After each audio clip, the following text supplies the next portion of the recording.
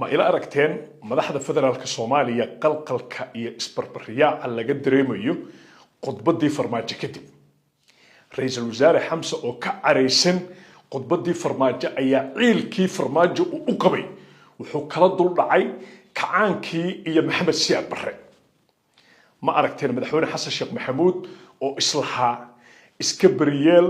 oo beeni gaajadii uu sheegay Maxamed Cabdullaahi Farmaajo in shacabka magaalada Muqdisho ay ku jiraan isaga ayaa isku cadeeyay oo sheegay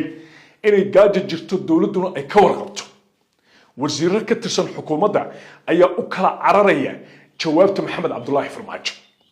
laba isbuuc ayuu Muqdisho joogaa oo yar ayuu Muqdisho ka bilaabay madaxdii oo dhanna way isku dhaxyaacday bal qiyaas bil kadib xaalku sidoo noqonaya muxuu kaga duwan yahay Maxamed Cabdullaahi Farmaajo siyaasiyiintii ka horeeyay ee mucaaradka ahaa maxay tahay sababta in ka yar laba isbuuc inuu sidan qalqal ugu beero madaxdii dalka ugu sareysay sidee ku dhacday حتى واحد جري أباب المقدشة أي مدحتوية كبلوضي ولا دوني إن لقى هرتجو محمد عبد الله فرماجو أو عيسو بي سيدي وحوجلان برنامج كواحد كويف تيمي دونا قلقل كم مدحنا دلك وصل رئيسه قد بدي فرماج كدي كسروا فيسبوك بيج عبد الله بلوان سيدو كلا كسروا channel كي يوتيوب عبد الله بلوان رنتا حقيقة أياد مرول بيجو إيمانيسا haddii laba qofood runtayda ay gaadho intaasan ku qanacsanahay haddaad igu siyaasad tahay muuqaalka ii share garee haddaadan igu siyaasad ahayn waxa muuqaalka share gareen soo dhawaada barnaamijka u faahfaahsan Soomaaliya meela aragteen qalqalka madaxda dalka ugu sareysa khudbadii farmaajo kadib ma daawatay madaxweyne Xasan Sheekh Maxamuud oo islaha iska riix eedaymihii farmaajo ee ku aadanaa Muqdisho iyo shacabka nolosha ay ku nool yihiin wuxuu islaha madaxweyne Xasan Sheekh Maxamuud diid hadalkii farmaajo isaga qayb kamid ah hadalkiisa waxa ku jiray farmaajo hadalkiisa uu sax ah Xasan Sheekh wuxuu leeyahay baahida waa jirtaa shaqo la'aan waa jirtaa dawladdu way ka war haysaa waa hadalkii farmaajo wuxuu islaha diid laakiin isagii ayaaba cadeeyay wixii uu farmaajo sheegay inay sax yihiin waxay kamid tahay qalqalka iyo isku dhaxyaaca madaxda dalka ugu sareysa ay galeen wasiiru dawlihii gaashaandhigga ayaa hadlay wuxuu yiri waxaan hubka u ogolnahay si fiican hadalkaygu dhigeyso dawladda Soomaaliya iyo al-shabaab yaa leh wasiiru dawlihii gaashaandhigga maskax wareerka laga qaaday imaantika Maxamed Cabdullaahi Farmaajo wuxuu gaaray heer ay dawladdu tiraahdo hubka waxaan u ogolnahay ciidamada dawladda iyo argagixisada maya sidiisaba hubka laba loo ogol yahay dawladda oo ku badbaadinaysa dadkiiyo dadkooda shabaabka oo raba inay ku laayaan dadkii ummadda Soomaaliyeed waa wasiir dawlihii gaashaandhigga waxa xildhibaan ka tirsan baarlamaanka Soomaaliya qalqalkay qayb ka tahay waa Xasan Sheekh waa wasiiro oo ra'iisul wasaaruhu kamid yahay oo dhammaantoodba wixii khudbadii farmaajo ka dambeeyay xaalkoodu yahay allo sahal ra'iisul wasaare Xamse Cabdi Barre ayaa hadlay waxa uu ciilkii uu farmaajo u qabay ilaa khudbadii farmaajo soo daawaday kacaankii Maxamed Siyaad Barre dusha ka koray waxay qayb ka tahay qalqalka war maxaa iska galay farmaajo khudbadiisa iyo Allah u naxariistay Maxamed Siyaad Barre iyo kacaanka maxaa iska galay war waa la wareeray war madaxdii meeshii ugu xumeeday ka mareen ra'iisul wasaarihii wuxuu yiri kacaanka dhibaatooyin badan buu lahaa isagoo kacaanka u gafay bal qalqalka jira arag bal si fiican u dhageyso khudbadii ra'iisul wasaare Xamse arag isagoo yiri kacaanku waa xun yahay ayuu haddana wuxuu gadaal daba ka leeyahay intii yareedo kacaanka noo qabto aan ilaashano marna kacaankii uu amaanaya marna kacaankii Maxamed Siyaad Barre wax ka sheegaya khudbadii farmaajo socotay ra'iisul wasaarihii inuu ku dhaxwaasho xafiiska gudihiisa oo khudbadiisu inta ay socotay wajigiisa laga dareemayay Xamse Cabdi Barre inuu dhafarsan yahay dhafar baa ka muuqda wajigiisa war khudbadii farmaajo kadib lama seexa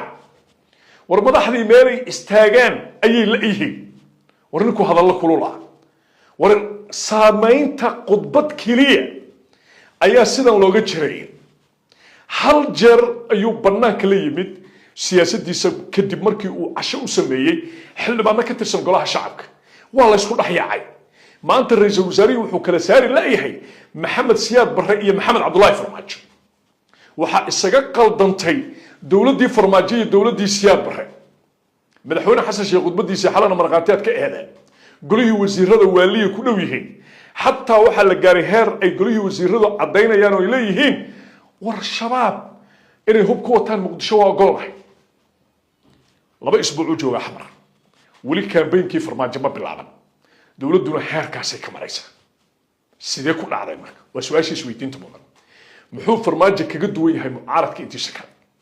madaxweyne shariifaa noo joogi jiray madaxdeennuna ma waala jirin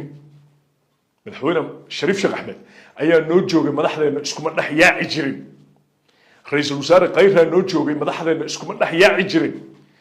ra'iisul wasaare maxamed xuseen rooblaan noo joogay muqdisho ra'iisul wasaaruhuna siyaad barre iyo maxamed farmaajo iskuma qaldi jirin war see wax u jiraan war waxaan maraynaa maanta ciilka farmaajo loo qabo maxamed siyaad barre oo dhintay ayaa dib loo gocanaya anaa kuu sheegaya marka mas-uuliyiinta talada dalka haysa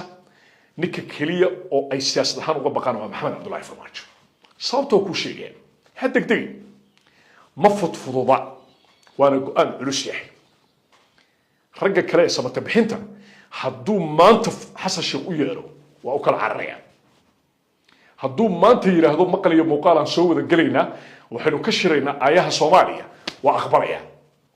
maxaa nooga imaan kara madaxweynuhu ma dhabbay ka tahay wuxuu sheegayo war maxaa saameynay nagu yeelan kartaa la isweydiin maayo 4 jeer miyaa mase 5 jeer buu intuu sawirro la galay ayuu samata bixintii maxsalaameeyey waxay ku tusinaysaa marka mugga iyo miisaanka lagu kala baxayo waa kaas ninka ay ka baqaan waa ninka miisaankiisu culus yahay oo aynan sahlanayn in dabinta loo dhigo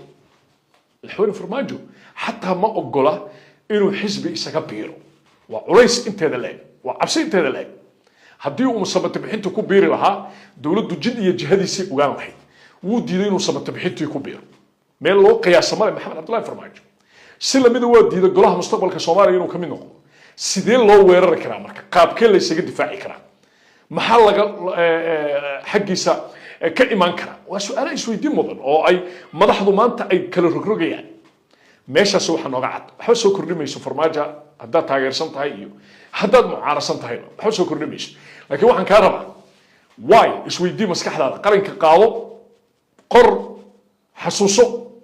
wixii kaaga soo baxana ii sheeg sidee ku dhacday 48 saac gudahood khudbaddii farmaajo in ay madaxdeenu sidan u qalqalaan oo ra'iisul wasaarihii aad aragteen khudbaddii ugu dambaysay xataa in aynan lahayn nuxur hoose war waalida yaa sababay war yaa sababay waalida war madaxdeena yaa saan ka dhigay farmaajo soo xero galay dhowr jeer bay madaxtooyadu abaabushay wax kasta oo farmaajo laga horgeey karo xataa waxaa la isku dayay shacabka dhalinyarada caasimadda ee runta sheegay ee caddeeyey hadalka farmaajo inuu sax yahay in lacag kale lagu bixiyo oo la yiraahdo mar kale ayaa muuqaal laydinka duubaya ee waxaad tidhaahdaan hadalka farmaajo waa been halkaasay dowladdii ka mareen yaa sababay farmaajo sababay bal aan aragno 2 isbuuca sida looga qayliyey hadduu farmaajo 2 isbuuc oo kala joogo maxaa dhici doona isha ku hay wixii soo kordha facebookayga page-kan cabdullaahi balwaan haddii aad ku cusub tahay ii follow garee maxaa yeele ka mid noqo tirada dadka ee ku xiran page-kayga